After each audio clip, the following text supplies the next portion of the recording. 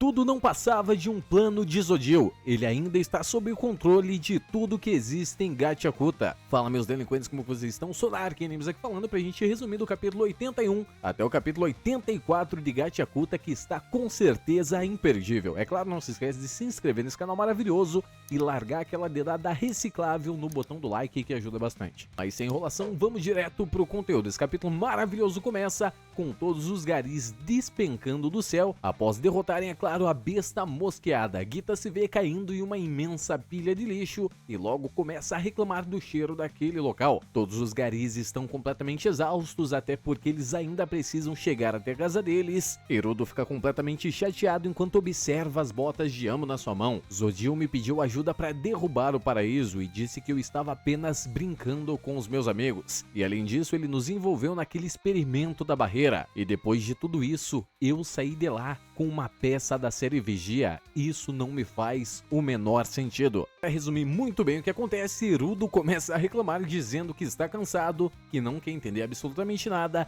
e quer apenas comer um único docinho. A cena corta então para os seus amigos garis, finalmente chegando e preparando o resgate, é claro, tratando cada um dos garis que estão naquele local. A cena então corta para Tansy, ele está conversando com Delmo, dizendo que jamais eles imaginariam que os vândalos criariam bestas mosqueadas. E Tansy diz, a pergunta é, como que humanos fizeram isso? E quantos foram? E sabe quem tem a resposta? A MVP desse arco maravilhoso, Gita, dizendo que ouviu enquanto estava tirando um cochilinho da boca de Zodiel que ele estava tentando criar uma arma da série Vigia, mas acabou não dando certo e aquela arma defeituosa deu origem à besta mosqueada. E eles fizeram diversas tentativas, então é provável que tenha diversas bestas mosqueadas espalhadas pelo abismo inteiro. E ela continua dizendo, mas fiquei curiosa, por que coletar a série Vigia? Será que ela pode conceder desejos? Se sim, eu queria voltar no tempo e dar um cacete naquela besta mosqueada. Para finalizar então, Tansy fica pensando em relação à possibilidade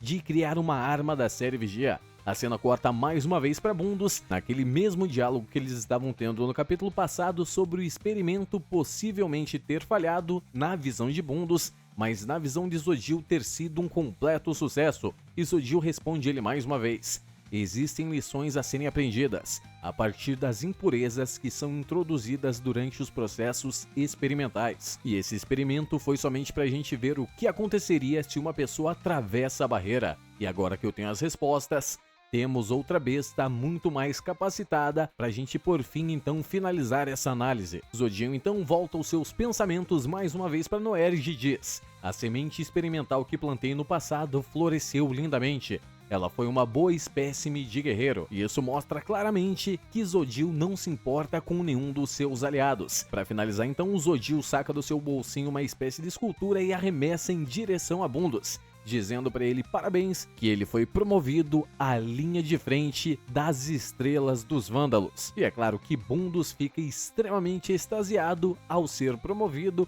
e graças àquele presente que ele acabou recebendo, que é um item que ele procurava há muito e muito tempo. Enquanto eles conversam, o garotinho dos portais fica sem entender praticamente nada e Bundus pergunta para Zodiel, qual é a minha primeira ordem como novo membro das linhas de frente? E Zodiel responde, Shockers, que esse experimento que ele fez na besta mosqueada também provou para ele que existe um membro dos garis que possui uma estranha habilidade de comunicação chamada Shockers, e esse poder é muito amplo para ser o poder de um Giver comum, então provavelmente ele também possui uma parte da série Vigia. Bundus aceita a missão, mas logo pergunta para Zodiel, Zodiel, meu chegado, me explica por que você quer tanto a série Vigia, se você tinha uma peça dela em suas mãos, ainda hoje deixou aquilo escapar. E Zodiel explica para ele mais uma vez, é bom que elas estejam com os garis.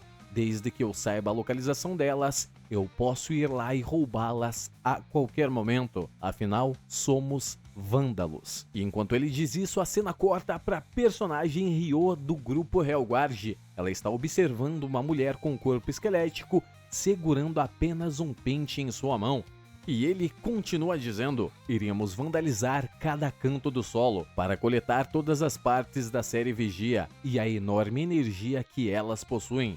Depois disso, marcharemos em direção ao paraíso. A cena corta então para os nossos personagens utilizando um belo de um carrinho e avançando mais rápido que eles conseguem com aquela carroça, palavras do Engie, é claro, em direção à base dos garis. E um golpista tenta fingir que foi acidentado, mas ele leva uma encarada de todos os personagens que dizem: o seu picareta vai ter aulas com o Zé Corubu, que com certeza você vai aprender a dar golpes melhores. O picareta então diz que seu braço foi quebrado e quer se indenizado, e Engie diz: ô seu idiota, se você quer um médico para consertar o seu cérebro, eu vou te enviar para a velhota Alice, ela com certeza vai resolver os seus problemas. Para finalizar então, todos eles saem de lá acelerando o carro e Rudo fica se perguntando por que diabos estamos utilizando óculos escuros dentro de um carro e ele constantemente é ignorado. A cena corta mais uma vez para os personagens de frente para o quarto onde Zanca está internado e Rudo fica se perguntando se ele deve entrar naquele local ou não, até que Engie toma a palavra e diz: Zanca pode ter sido criado nos esgotos,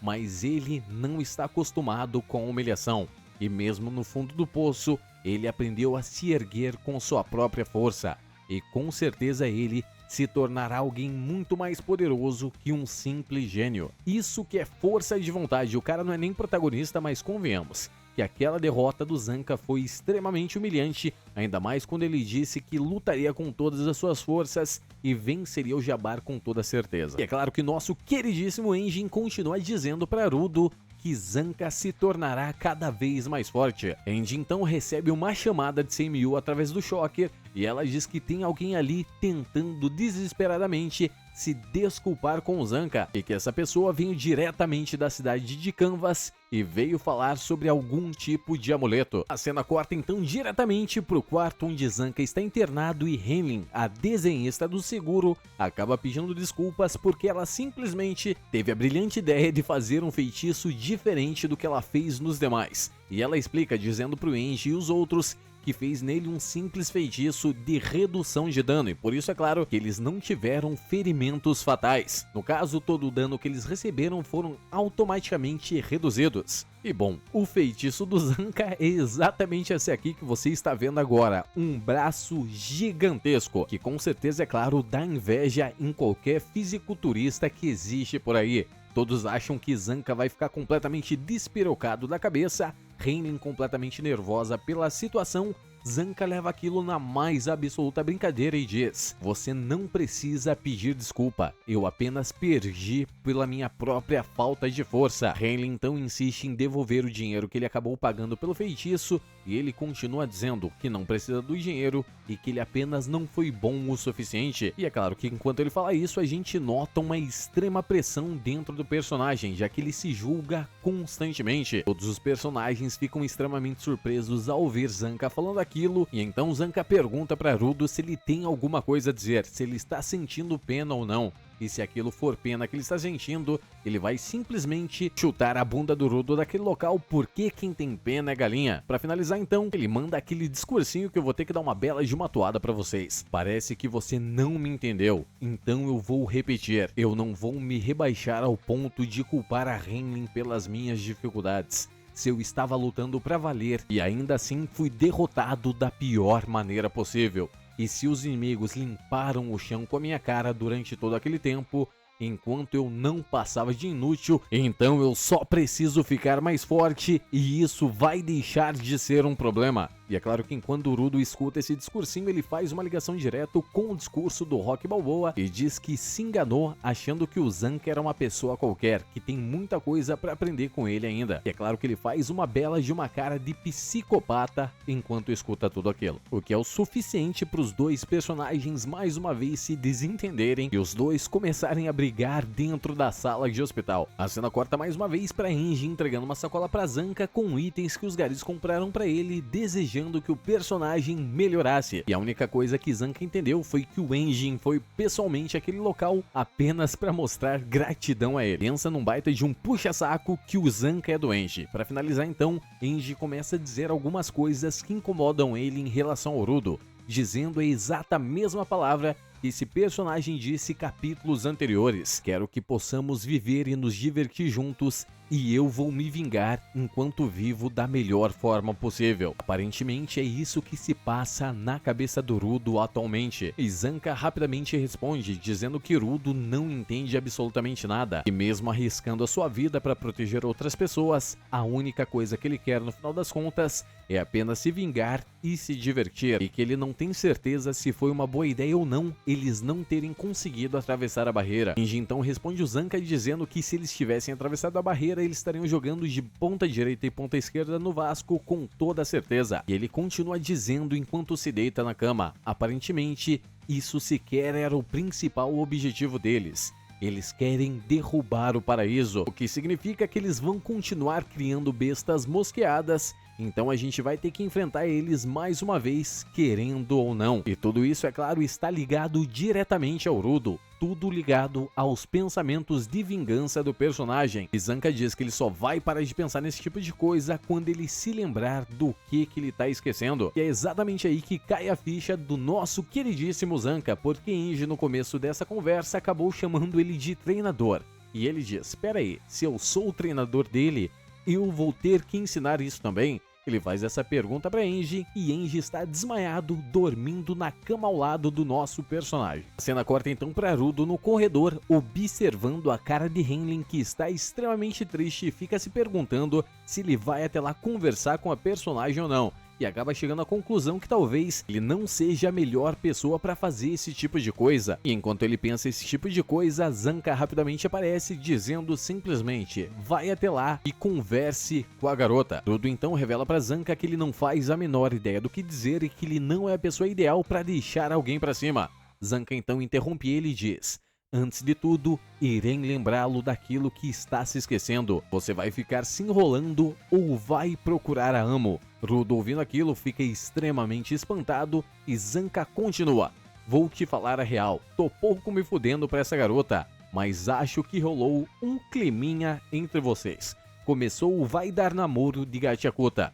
Você foi direto em cima dos vândalos tentando descobrir o que aconteceu com a Amo e mesmo assim ainda não pensou no que ia fazer depois daquilo. Não estou dizendo pra você que encontrar a Amo é a coisa mais importante. Talvez você não saiba como se aproximar dos outros, então é isso que você vai aprender. Chega de apenas ficar sentado reclamando sobre a sua incapacidade de fazer isso. Se você quer ajudar a pirralha, então é só ajudar. E se não sabe como fazer isso, você tem bastantes exemplos a seguir aqui entre os garis. E para ser sincero, você provavelmente jamais vai encontrar a Amo sozinho. Então eu irei ajudá-lo na sua busca, mas vá conversar com Henlin primeiro. E se você continuar adquirindo esse tipo de experiência, talvez em algum momento você consiga se divertir com todos. Tudo então, após ouvir o discurso no jutsu do Zanka, sai daquele local completamente motivado, enquanto Zanka diz em seu pensamento, seria um desperdício se ele ficasse apenas obcecado em vingança. A cena corta então para Henlin, ela está extremamente triste e nosso queridíssimo Rudo se aproxima com um papel e caneta na mão e diz que nunca aprendeu a desenhar e quer que ela utilize as suas técnicas e acabe ensinando ele a fazer isso. Mas é claro que ele não sabe como falar e começa a se enrolar completamente, o que faz a personagem cair na gargalhada. A cena corta então mais uma vez para os nossos queridos personagens Gita, Rudo e Dia, acompanhados de Henlin, com alguém comandando eles dizendo, agora irei designá-los para uma missão. Vocês irão em uma excursão na cidade de Canvas. E o capítulo se encerra exatamente aí com nossos personagens se preparando para uma nova missão. Lembrando, é claro, não se esquece de se inscrever nesse canal maravilhoso, largar aquela dedada reciclável no botão do like que me ajuda bastante. Também deixe nos comentários se você quer um pouquinho mais de Gachiakuta nesse canal maravilhoso. No mais é isso e Sonar quem diz. Tchau!